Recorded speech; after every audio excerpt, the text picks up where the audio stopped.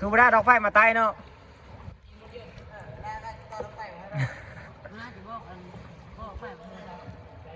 ไปหาจังเมืองก่อนอย่างสวยโอ้มืดตึ๊บมืดจ่าเด้อ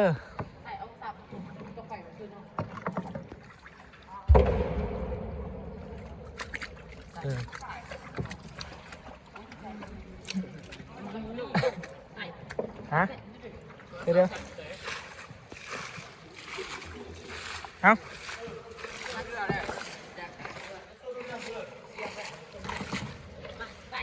เอาโอ้ยนึกดำเนาะ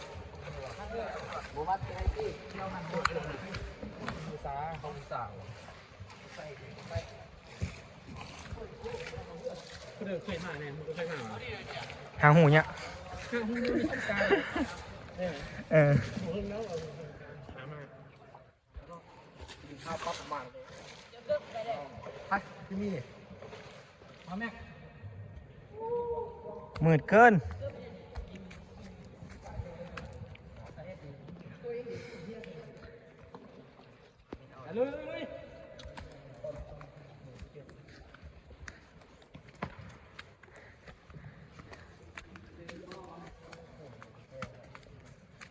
กูไม่นึกว่าจะมีถ้ำแบบนี้ด้วย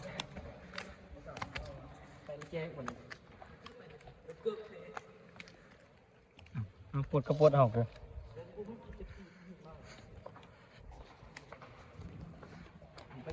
จะเอาโคมมาแจ็คเว้ยหลับเว้ยยังแจ็คไปแฝดดูแจ็คเดี๋ยวใส่โทรศัพท์É que esse ano. YouTube ในขณะนี้เรากำลังเดินทาง ไปที่ทำผากา ไปกระเดือกเกาะ ทำผากา พองกระหอนเหรอทำพาการนี่ไง เดินทางไปที่ทำบริสี ทำพลือสี ที่ยูทัม พลือสีใช่ปะ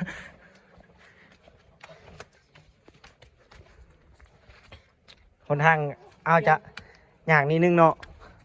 ตอน10,000จ่าเด้อลงหัวฟาดแตกเลย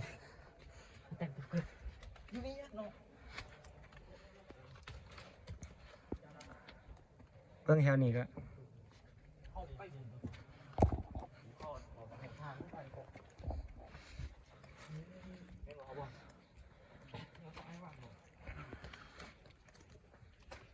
ครับมันหุ่งกว่านี้คือสีครับเพราะมันกว้างดิ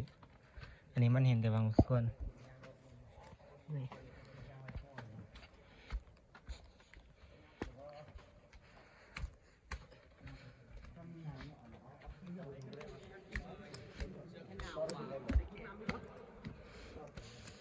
โอ้โห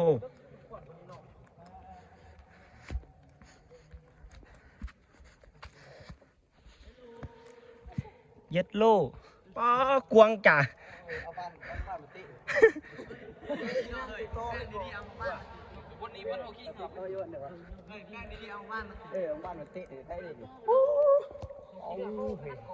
กวางสวยยังขึ้นเรื่องไหมเขาเห็นวันแดงท่องเที่ยวเขาไม่เห็นหน้าบ้านถึงเฮ้ยมาตีรถถ้าน้ำกีฬาสินี่เนาะไม่มาตีรถเหลือเชื่อหรอบ้านใส่บอลท่องเที่ยวเห็นสนามกีฬาสินี่เออเราคุยยังไงก็มาไปนี่ไปเนาะป้ากวางจ่าไหม ได้เราควายเตะบ้านนี้ โอ้โหเดี๋ยววัน เอาสายไปซื้อเบอร์เราเบอร์ปูหีบปูในนี้ได้แล้วนะปูมีหีบปูนี่ กวางไม่ว่าวเลยใต้ไฟดูสุดใต้ไฟดูใส่จ่อบึ้งไหลเสื้อเป็นตะยานแบบนี้เขาต้องมานำยังไงได้สูงหิงเนี่ยหางออก ป้อไปยุไก่จากละเข้ายุติคนเนาะเขาก็ขึ้นแผนบ่ปีนอันนี้กูเบิ่งดูเขาก็ขึ้นแผนบ่ขึ้นแผนเลย ปีนอันนี้กูเบิ่งดูตายตัวชิลักเขาขึ้นไปถึงแบบนี้ คือเราเนี่ย ขึ้นไปว่าปวดเจ็บเชื่อขนาดเข้ายังมีหัวเนาะเขาบางวันเขายังดูหัวเขาเพี้ยนเลยอุ้ยเขาจะฆ่าผู้นำผมกวงนี่มันเขานิดหนาขึ้นมาก่อนมาเดินกีฬาเมืองเขาว่าดิ ในโลกที่สุดในโลก เขานี่ไปผู้ลอย44ไปเข้าไปนี่มึงไป กูบ่ฮู้ว่าแปลว่าอันเด้อ เฮ้ยเข้าไปนี่มึงไป ป้าแม่นเด้อ หลอกมึงนะเข้าไปแล้ว ไปลองเบิ่งไป ไปแล้ววะ เอาให้มัน ใกล้เหรอเขานี่เป็นมือย่างส่งห้องมีอยู่เขาเขียนป้ายติดเมืองแลนไหมไกลนะ จะเกิดเป็นที่หมู่ป้าแล้วล่ะสู เข้ากลับเหรอเขากลับมาไป แจ็คจับเร็วจับแฟดยังให้กูเลยยังมันเห็นมันไอ้ที่เราเปิดแฟดบ่ได้ควร ขึ้นไปทุกคน ขึ้นไปสูงที่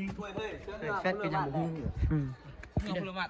แบกวัดน่ะ เงาแจ็คบ่ได้มาติยังแจ็ค มีต้องไปดีกว่านี้ เบิ้งดูแม่นเลยแจ็คเบิ้งดูแม่นเลย คือได้รถไฟ มาพี่ทำหาก็มาครั้งแรกในชีวิตครับนี่เจ้าเอารู้สึกว่าง่ายก่อน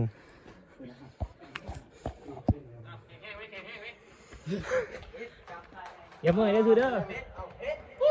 สำรวจอยู่นอกแล่นสุดนักนักสำรวจล่าวติ นักสำรวจเนาะค่อยไปหรอสำรวจ โอ้ปวดนอทางออก ขึ้นมารู้สึกว่าสูง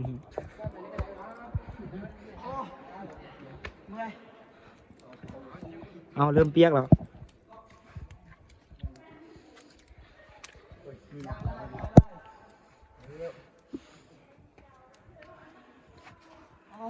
ไก่ปูเป็นผู้เปียก มาเดินซ่องหูไปมาเดินซ่องหูพาไป แปะอันนี้เหี้ย นี่เลย ไปพูดละขึ้นไปพูดแข็งแห้งลูก ไปต่อ แข็งค่อยแข็งเ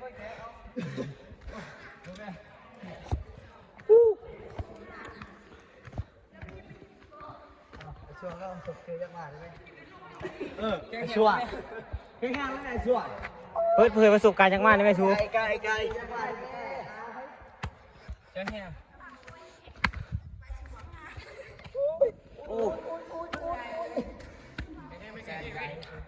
Será sentado.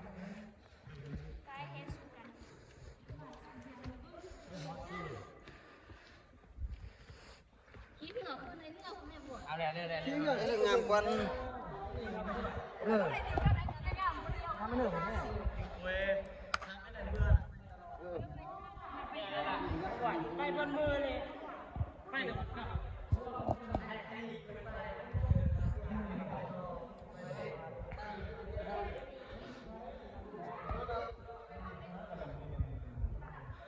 อ๋อสู้อยู่ฮอตบ้องผ่านแต่ทันมูนเลยบอก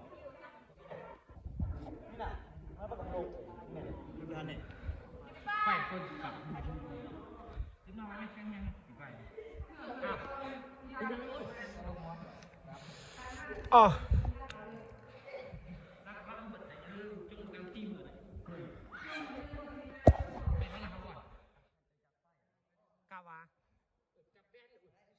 ไปขึ้นมาขึ้นมาล้ำหนีแล้วมันเดียวบริมาแล้วมาแล้ว นี่ยังไงเนี่ยยังเกือยังไงเนี่ยจับแฟด สุนี่ชีวิตวิ่งแล้วจับ มาไปได้ยอสู เอาแข็งค่อยแข็งขึ้นมาเลย มาเนิ่มวันละ โอ้ปลาเย็นสุดมันขึ้นอย่างหน่อยนึงเนาะ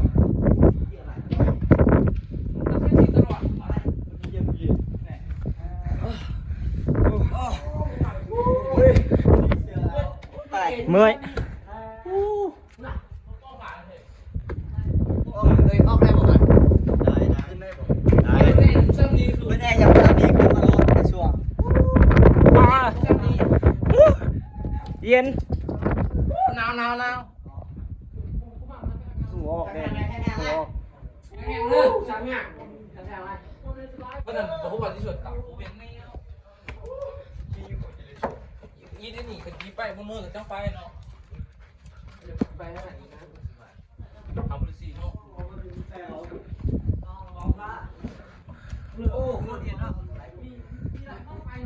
โอ้เมื่อย ขึ้นมาใบนึงคือเนี่ยพี่น้องโอ้โห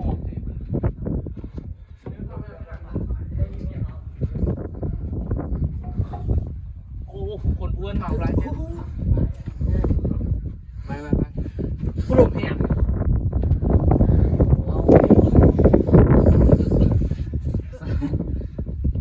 เนี่ยคู่ไม่ได้สูง โอ้ยเอ๊ะดูหน่อยเลยว่ะงาม มันมืด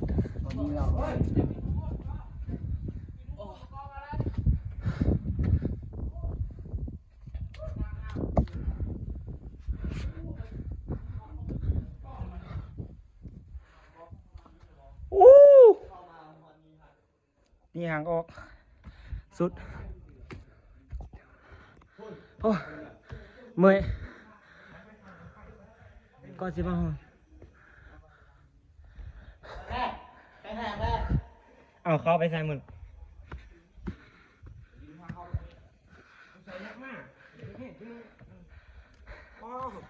อ๋อพี่ลึก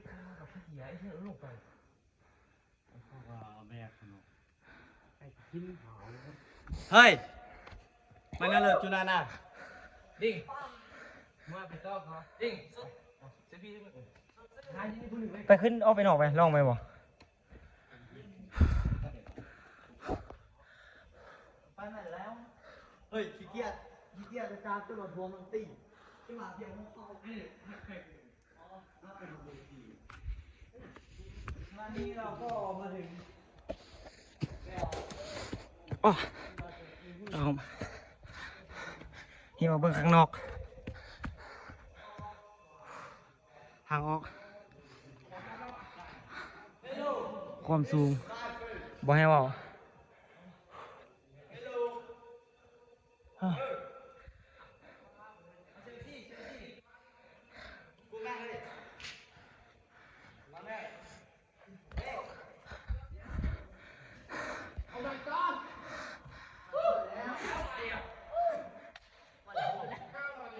เฮ้ยแจ็คให้หูเลยแจ็ค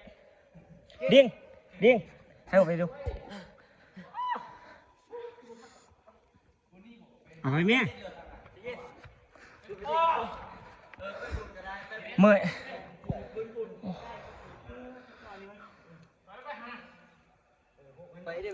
ถ่ายรูปโทรศัพท์พูดเลยนี่เฮ้ยเอาแจ็คของมึงบ่มาสำรวจทีได้แม่สุเราขึ้นไปเฮงคุณบ่คือไปเห็นผมยุ่งดีก่อน ลองเบิ่ง อยู่มุมได้เบี้ยก่อนไหม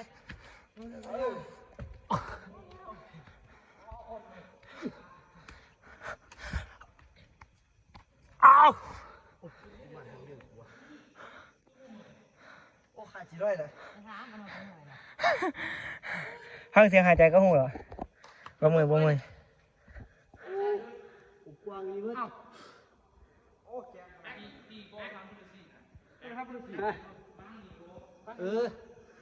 ขึ้นมาเบื้องนี้คือ ไปทำพุทธศี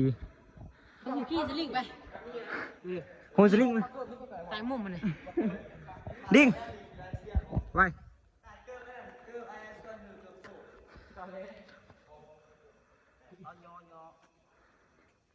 มาไปนะ มาไปเอาไปแป้งพูดเอาตรงนี้เลย เราส่งไงเด้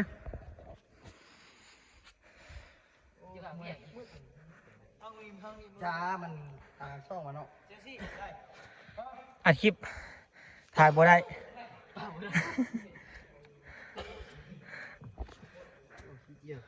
รู้สึกเหนื่อยล้า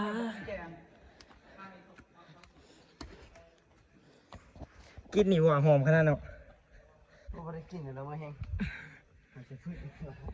บ่ได้เอาหนังมาตายสิ มัน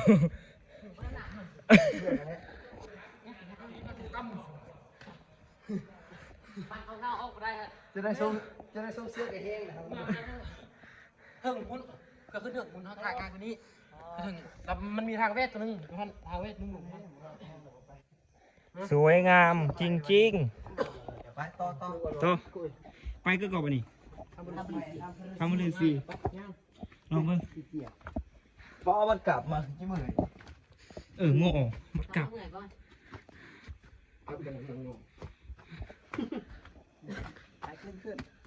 ไว้ป้าแม่นั่งนอนเลย สเต็ปพอดีผู้แบกใหม่นี่คือสิพ่นขนาด เขาก็ไปตัดอยู่ที่คันที่มา เฮ้ ก็ไปที่ก็แบบมันสภาพมันเหนื่อยนี่ ก็ป่านี้เนาะ เกือบเข้าไปหุ่น ก็ปากสบายใจ ทางเข้าหุ่น ย่างเด็ดบางทีเด้กันขันได้นั่นครับไปทางไหนมาทางนี้วะดูประจำรถงูเลยแม่หาเลยแม่เว้ย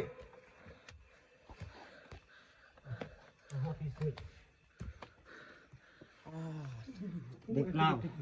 จ่าเขาก็ไปเรื่อยเขาก็แบกมานี่เนาะ เออ แบกมาที่นี่ลงมาทุกแห่ง โอ้ทำอยู่บนมือตีเข้ามาตอนถึงหุ้น เดี๋ยวอันนี้ มือ ตาย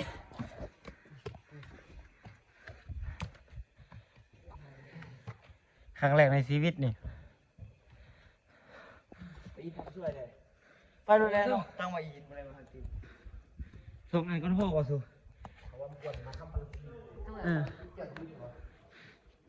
ทรมพรือสิ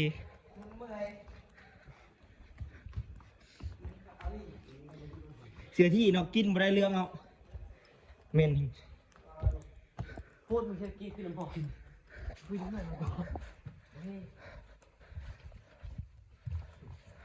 เราก็ฟิบกิน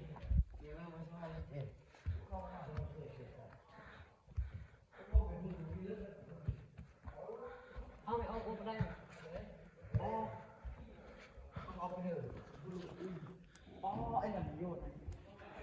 ป้อหัวอย่าหนักเลยสิขี้เกียจโยนเถอะ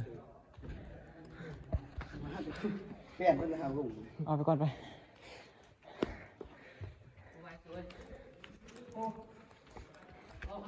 สุกเกียรติรู้เสียเงินมาสิ เนาะ มันได้เชื่ออยู่บนลิ้นวาน สักกี่รอบเนาะ พลังมาดิโอ้ไม่กอดเลยแล้ว เข้ามาสิเป็นอย่างเปิดมาโอ้ยเปิดนักท่องเที่ยวเข้ามา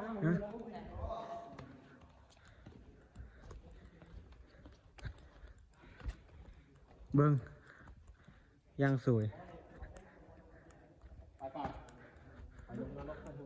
โอ้ขี้เกียจแล้วมึงมาเพชรผมโคตรวิบวับวิบวับ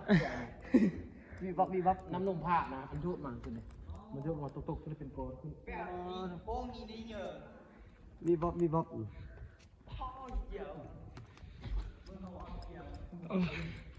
เมื่อยค่ะ เดี๋ยววันนั้น อย่างที่มือ แล้วยังกี่เจียเนี่ยไปซ้ำๆขุดเอาอยู่ เขาขุดไปเดี๋ยว อ๋อ ขุดไปเดี๋ยว พุ่นเสื้อพักเสื้อเลย นี่มันเป่านึงเด็ก เรียกเอาไหม อีสานเด็ก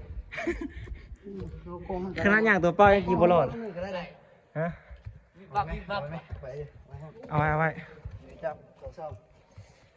วันนี้เขาก็กำลังสำรวจมา พ่อใส่แล้ว เขาก็ได้มาไปเติบกันแล้วครับ โอ้ยเข่ง ว้า แบ่ สองคนท่านเอ็ดเดือด คงจะบ่ได้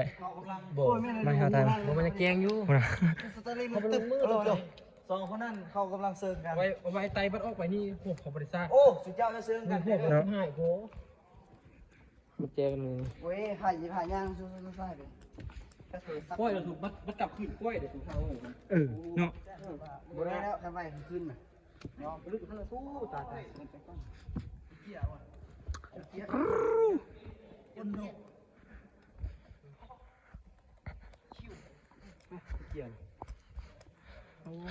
คิวบัวเลย กูจะเป็นลมไหมเนี่ย ลงกล้องพี่ เหี้ยแล้วน้ำโยนซื้อเนาะกินนก เพราะว่าลงนี่น่าจะลงไม่ได้นะต้องลงทางนี้ อุ้ยปักนี้เอาไปเป็นเมื่อกี้คือบอกไปเป็นแล้วดีลงเลย เอาสเก็ตไหม แล้วก็เนี่ยยัง โอ้ ยังเข้าไปที่ เกือบลง ยัง เอามองเกียร์ เข้ามาเกี่ยวซื้อไปเลยยังไปเฮ็ดตึก โอ้ อันนี้ เปิดแฟลชดูดิง โอ้อาทิตย์อยู่ เปิดบ่ได้เป็นบ่ กูขึ้นได้สุดเดี๋ยวมันต้อง ขึ้นยากจิบหายโอ้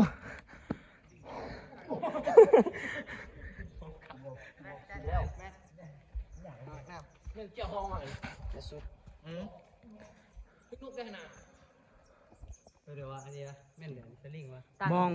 มองเกียร์ ตามพี่นก ดำอยู่เลย ขึ้นลูกได้มาหมอ เขาขึ้นไปเสื้อเลยเดี๋ยววะ โอ้สเต็ปเขาดีเนาะ โอ้ยยอมกู ขึ้นเชือก ปืนยิงเอาติ พูดมาว่าสุดยอดเลยเขาก็หูซึมจริงเลยขี้นกมีเยี่ยมขี้นกเลยได้ใช่ไหมขี้นกได้เนาะล่า ป้ารู้สึกว่ามินหิง ป้อคิวนก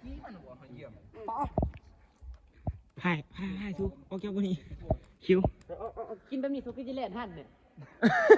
มันแกงนะทำนะมั้ง ก็เดี๋ยวจุดนั้นจุดก็เดี๋ยวหรอ นี่ก็เดี๋ยวมันที่นี่แหละพวกคนนี้แหละ มาขับจนเมา เดี๋ยวนึงหยอกสองอย่างเติม นกไล่ เมาเลยสิวะ เมามึงก็เห็นนกไล่เมาขี้นก เมาขี้นก สูบยาเลย เราเป็นคือนึกเห็นนักนก เขาปุ้ยหมีก้อนเนาะเขาวันเนาะ ยิงหามไว้สั่น นกเอ็นนะ เอารู้ว่าเนี่ยเต็มนี่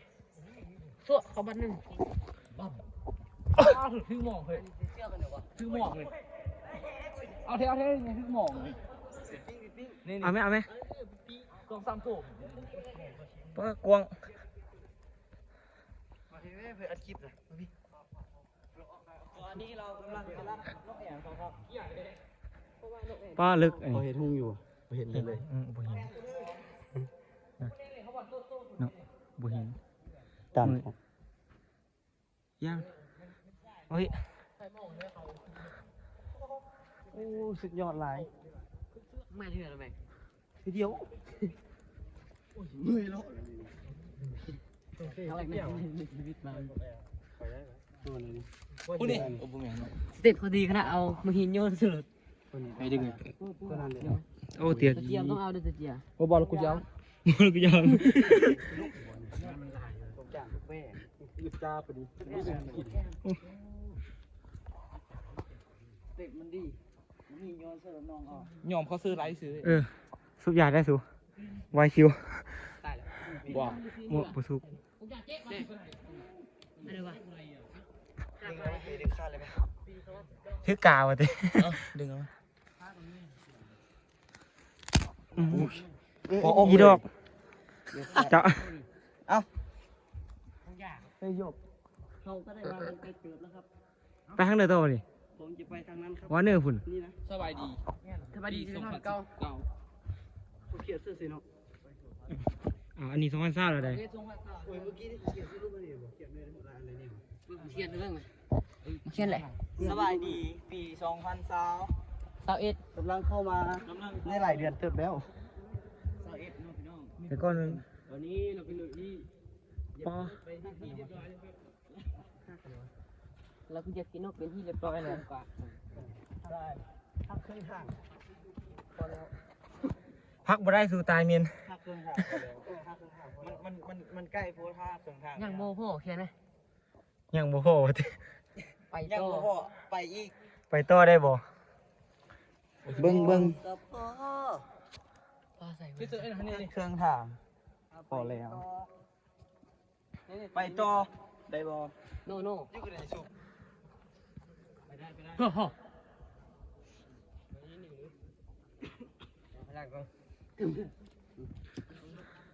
ว่าเม่น เชื่อมือ 18 นาทีแล้วนี่ยังบ่ครึ่งทาง เป็นตู้บุซูอันนี้นะมันมิ่น โอ้ยยังไม่ถึงครึ่งทางยังบ่ครึ่งทางแค่ตอนนี้ ยานบ่เนาะ ย่างไกล หันอย่างมือ เขายิงหำไม่สั่นคนเนาะ ที่เดียวพอดีอย่างไปบ่ได้อยู่ เขามาเก็บยำตัวนกตกเก็บนี้บอก เป็นบ่ นกหน่อยตกนะยำนะ เอ้าลูกเอ็นที่ข้างมุม บ้าเฮ้ยสูนะเบิ่งนอนนี่นี่ ว่าขึ้นไปยุจอมันไทยหุ่น ตกตายเด้อ เก่งแล้วเซิร์น โอ้แกงนั่นดิคุณ ลืม นักสำรวจอันเดินดิน สีนี่ว่ะ บ่แม่นติ บ้านหอดเท่าติ แจ็คโทรศัพท์มาเปิดใส่ดูมันบ่เห็นหง ไอ้ดิ่งบ้านหอดติทำนั่น ได้แล้วมองนี่ครับ ว่าย ยาว ผมตาบประโยชน์ไหมเ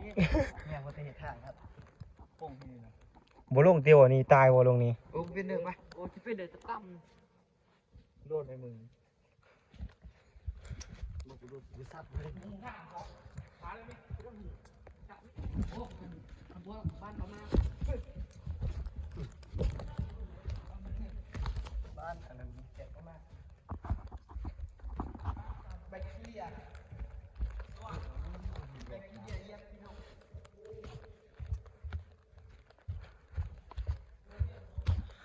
โอ้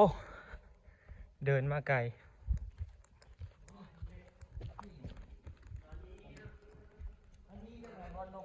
เดี๋ยววันนี้เนาะย่างเราเอาไฟเนาะเนาะเลย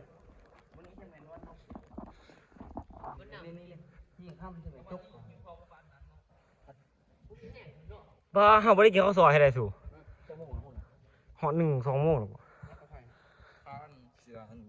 ขี่รถ 2:10 นาที เขียน สู้3โมงยังเรากลับเนาะเฮากลับบ่ทันก็กินข้าวนี่ เมืองกาซี นี่คือไข่งูครับพี่น้องงูมาตายซากเนี่ยนักประดาษจารย์สำรวจเนาะโอ้ยที่ไหนมีไข่งูเลยโอ้ไข่งูเป็นตาย่านก็หออะไรอ๋อจังหวะนี้เราก็เหยียบพี่นกมาได้หลายเติบแล้วครับ ได้หลายเติบมีฮอตพอไข่งู เอาเบเกอร์ไปดิ พอไข่งูอุ้ยไข่งูละตอนนี้เราก็ ไปทางเดินนะเราจะไปตามเข้าไปนั่นแหละ เราก็ไปรีบๆเลยครับว่าแต่มันมีทางครับอันนี้ก็ยังเหยียบลงขี้นกอยู่ ขี้เกียจไม่ใช่พี่นก หูเขาก็บ่หูเนาะว่าเขาสิไปทางอื่น อย่างน้ ย่างไปรีบๆเลยครับ อันนี้เป็นว่าซาลาปนเนาะ ไปทางไหน ำให้เพื่อนคุณ ทางพุ่นบ่ ภาษาบ้านน้ำเพื่องปนภาษาเมืองแม่น เป็นภาษาไทยอีกผมก็อยากพูดไทยนะครับแต่เพื่อนผมที่มากับผมไม่ให้พูดไทยผมก็เลยพูดลาวผมก็เลยว่าลาวผมก็เลยว่าลาวครับ งามมากเลย แอม สวยงามมาก ลงอยู่ได้วันนี้เราก็พาดงที่นกมาได้แล้วครับ มาต่อกับดงกี้เจีย มาต่อกับโดชิเจียอันนี้คืออะไรครับ ไม่ใช่อีกนั่นมันคืออันนี้อาหาร เสียงหางออกบ่จัก แต่เขาออกอ่ะเขาออกบ้านเด็ดถูกเคลือบอยู่คนไหน เออ ออกเดี๋ยวเหงื่อจะตื่น อันนี้คือตัวห้อง ย่ามันได้ขับมาขึ้นมาออก เสกอยู่พันสูง เอ้ยมัน มันห่างออกมีวัดเสก มันเป็นห้อง ทางออกอันประมาณ คือตา เฮ้ยได้รู้ไปดีไหมแม่ นี่คืออะไรครับแม่เราได้คนเชื่อได้ให้แบบได้เส้นเป็นห้องอันนี้คือมันยืน อยากจะนอนก็เห็นบวกนี่โอเคเร็วเปิดแสงมากโอ้ยเอาโคตรเอากองไฟคุกพลังเว้ยมา ประ ก่ มา อน ณเฮ้ยโอ้ทำนี่ ผมว่าอันนี้เรื่องมากเลย โอ้ โอ้ผมว่าผู้เดินเคียงอยู่นี่อันนี้เป็นฝ่ายโอ้โหนะพี่ว่าที่แปดเป็นหมูป่าหรือไม่ ทีมหมูป่าเนี่ย มาป้าเลย อันนี้ทีมหมาป่าเลยเจอทีมหมาป่า นี่เดินที่เสาไปแล้ว แต่จำไม่ได้ ผมบอกคุณจับเอาแล้วคุณก็ไม่จับ กบเดียวของเขาห้อง มือดอกจะสูบ ผมก็เลยอิ่ม เกียร์นั่นเองสิสร้างปากิจ ภาษาปากีส ภาษาปากีสผมไม่รู้เรียกภาษาอังกฤษ อันนี้ก็ภาษาปากิจ อันนี้ภาษาเวียดนามครับ 9.9 นี่ครับ โอ้โห อะไรครับ เราขับ เจอหนังสือขบวนท่องเที่ยวของนะอันนั้น เมืองเฟื่อง มันอ่านยากกว่ามันบ่เห็นดี เมืองแม่ดเลยนี่แม่นหัวนี่ โมโซ่มึง ของเมืองโซ่เมืองแม่ ข้าสิว่าเฮาบ่ได้หนังสือ เมื่อสองเมืองแม่73เป็น อะไรวะมึงอ่าน โอ้ยบ่ต้องอ่านอ่ะ 73 2 9 2เมื่อกี้ไหมนั่นกระโปรงน้ำยู บ่ออกแล้วกลับไปทางเก่าไปสู่อีกอย่างเลือกอะไรสู่ ไอขอซี่น้อง อย่าว่าแม่ ไปกับเดืออ๋อก็ไปกับแล้วเนาะ ไปให้ล่ามาให้ขอบ ที่เขียนของเราเขียนคือกันไหมขับซีน้ำเศร้าเขียนแล้วมันอ่าน ลุ แต่บดามเลย ไปได้หรือเปล่า ไป มาจิไปนี่ ไปไปไป ไป มันเอาไปจักมาบอกเอาที่มันมาพูดนะครับ ไม่ได้อยู่ข้างหน้าจะตดอูดเลย ครับอันนี้ ผมก็ได้รอดมันมาแล้วครับ รถอุโมงค์มา2 ซัก ผมก็เจ็บตรวจมากเลย แล้วผมก็สอบหาไปต่อ อยากเข้ามากเลย ผมก็อยากเหมือนกัน ตอนหาเดียวยุคุณเบิ้งคือมันบอก เออ แล้วเราก็ขึ้นมาพอผมมีโอ้ผมไม่อยากจะพูด แต่ก็ต้องเมาใช่ อีกอ่ะ เบเกียน โอ้ นี่คืออะไร คุณผู้ชม เรื่องเขาเลยอันว่าเขาเอ็ดเอาหน้าพาจำลอง คุณผู้ชมลองเบิ้งนี่ มันงามหลายสวยครับมอง มันงามสวยหลาย ที่นายมองสวย อย่างวันนี้เราก็ ว่าเราก็จะเข้าไปในเมือง เข้าไปในโซนนี้ครับโอ้แมน ลืมไปมันเข้าไปไม่ได้ โอ้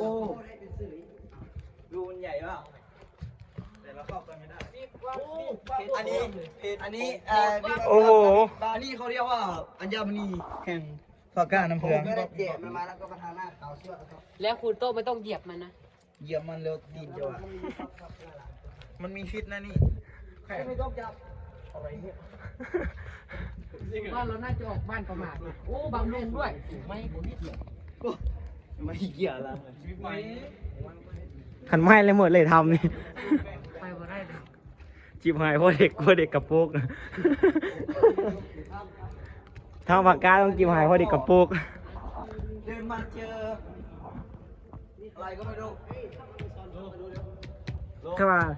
เฮ้ย ไอ้หมอนี่มันก็ยังอัดคลิปอยู่ ดูครับ เฮ้ย ถ้ามันมีซอนครับ ซื้อว่าว่าเขาคัน เบรก เอานี่เราเจอหนังสืออะไรอีกแล้ววะ ผมคือ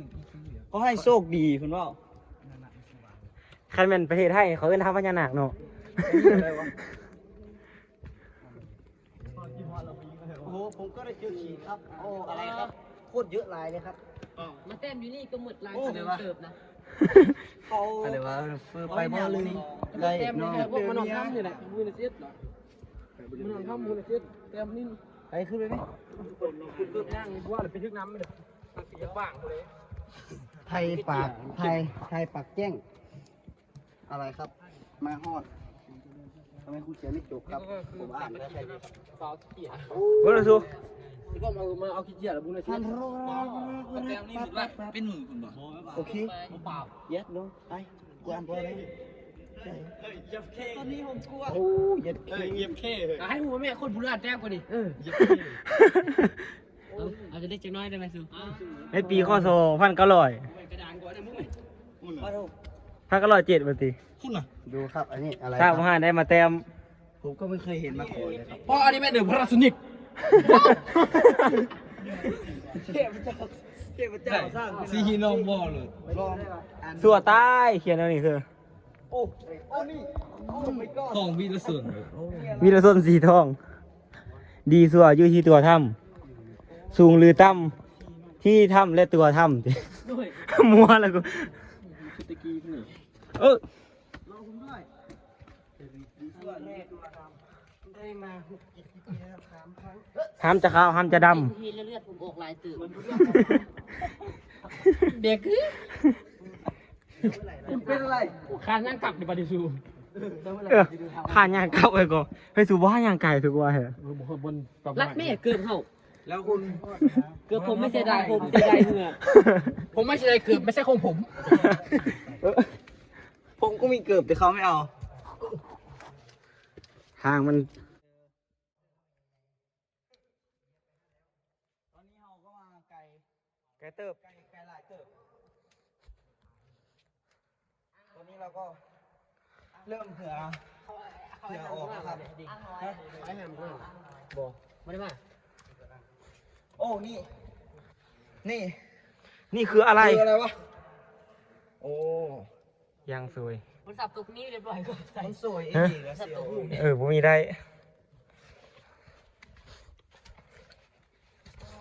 ผมพ่นบัตรกลับมาก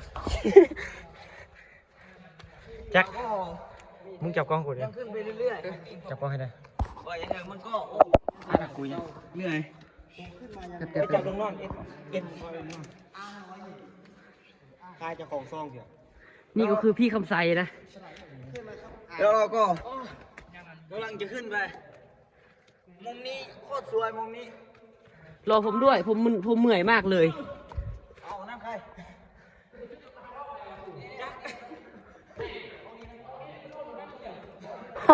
เก่งเนาะ คุณจะถ่ายเอาอะไรวะ ผมถ่ายไว้เพราะผมไม่ได้มาแล้ว ทำพลือสีน่ะมันจะอ้างนี่ยังเอากูได้ เมื่อย สวยเดี๋ยว แจ็คมาเกี่ยวกูเถอะ เสมอก่อนผมไม่ไหวแล้ว ผมเหนื่อยมากเลย แจ็ค พักผ่อนผ่อนจริง เมื่อย ทีมงานของเรา ทีมงานของเราก็เหนื่อยมากเลย ทีมงานของเราก็ได้พักผ่อน เราบอก ให้เรามาถ่าย ไปแห้งแล้วซุปตันหูเหรอยังไม่มันเอาไปเลยอาจจะหอดมันสุดห่างกับไม่เศร้าไป นี่ป่ะนี่นะ มันเจียหลายมากเลย อยู่บนเดือบนสลังเสาที่นะ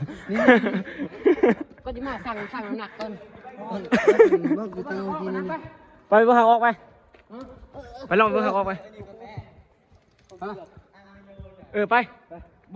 แต่ว่านี่เราก็แล่นเลยเนาะแล่นคือไป ผมเล่นน้ำคุณไม่ได้แล้วผมเหนื่อยมากเลย เราก็โอ้เมื่อย อ๋อนี่ โอ้ อะไรแปะอ่างทอง มาที่เอง โอ้อาบน้ำทุก จอนี้เราก็ โอ้ยจะมีน้ำหรือเปล่า จะไม่ไหว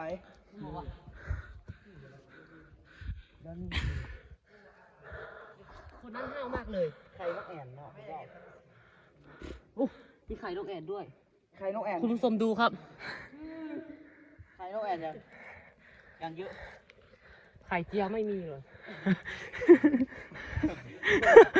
ขอไข่เจียว อ้าวไม่ไปอาบน้ำอ่ะ มีใครนกแอ่น มีน้ำในบ้านเลยสูลูกจะกินน้ำจ้ะ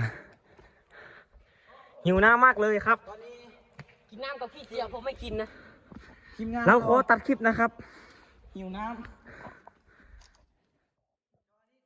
แต่วันนี้ผมก็เลยเข้าไปในถ้ำพระฤาษีแล้วครับพอแล้วครับจังหวะนี้ดูครับโคตรสวยเลยครับโคตรงามเลย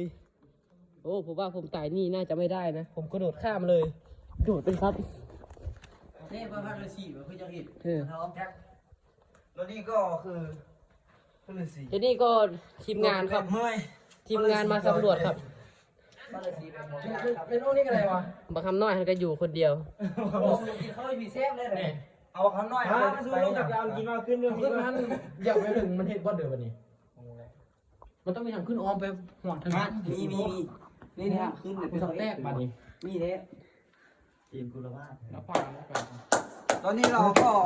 ไปลองเนาะ ทีมงานของเราก็หิวน้ำก้อยหมูนอน เอาปลาเกี่ยวไป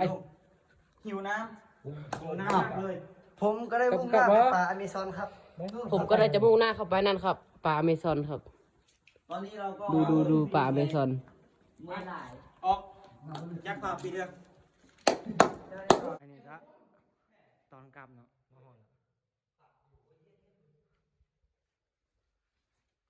ตอนกลับ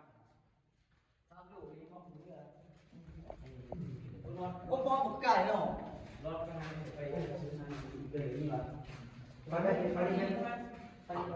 ชื่อไปเนอะชื่อทางเลยดีเนอะ ลงข้างก่อนสู มาทางเบื้องซ้าย เดี๋ยวทำ ไปเข้าไปไป เบิกน้ำมันอยู่ย่างน้ำมันแม่เต็มหมดเถิดนี่พันแทบเบิกย่างมันว้าวนี่ จะเข้ามายิงเบิ้ง บอนนี่แหละสภาพโลกอันเคยอันนั้นยาพ่อมาเอาอันนะเล็กไร มาดีนี่ไหน วันนี้เนี่ยคืออะไรที่ผม จริงๆพระเท้ากว่าสุด ปลาเบิ้งนี่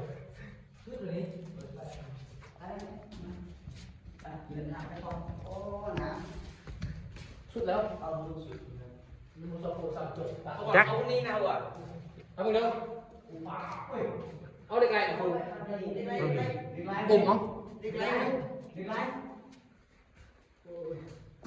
เราก็จะไปดูเล็กลายเขาที่ตัวเขานะ ตอนกลับ เพชร น้ำมันยกมาโอ้ถูกให้กับเพชรกับ เพชรขี้ เอาบ่แพงว่ะ อ๋อมันจะอ๋อ เบิ้ง หัวตั้นหมดวาย มาตัง ได้กว่านี้ดึงอะไรมัน ตอนฝนตกน้ำเต็มแถวนี้เนาะ ขี้ดินมีมั้ย บอกตอนฝนตกเอาน้ำขึ้นมามันจะมีที่ดินแล้วนอนสิน้ำมันขึ้นเลย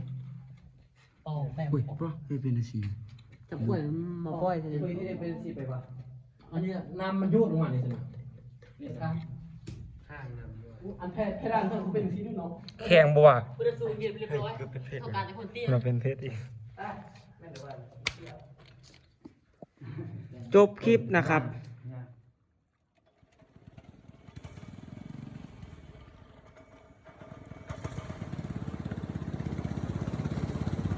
วันนี้เราก็จะเดินทางกลับบ้านนะ เราก็จะเดินทางกลับบ้านนะ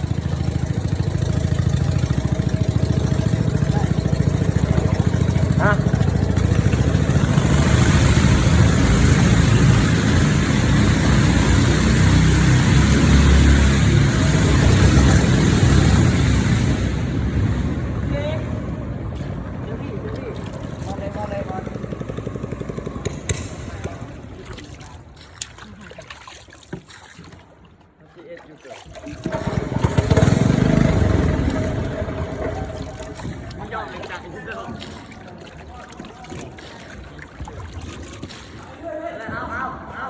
ส่งเหือ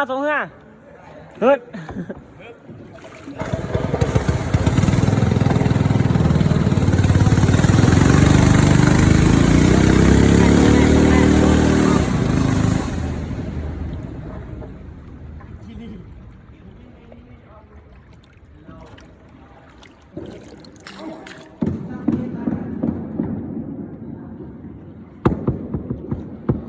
และนี่ก็คือทางออก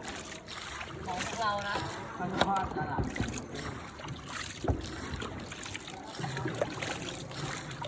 บายแกบายเรือ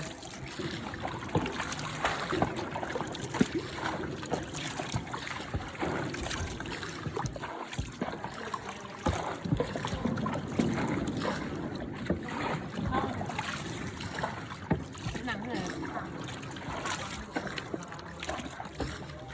ไปที่เราเป็น ไพ่ละมี่ ไม่ว่าจุ่มไปไม่ว่าจุ่ม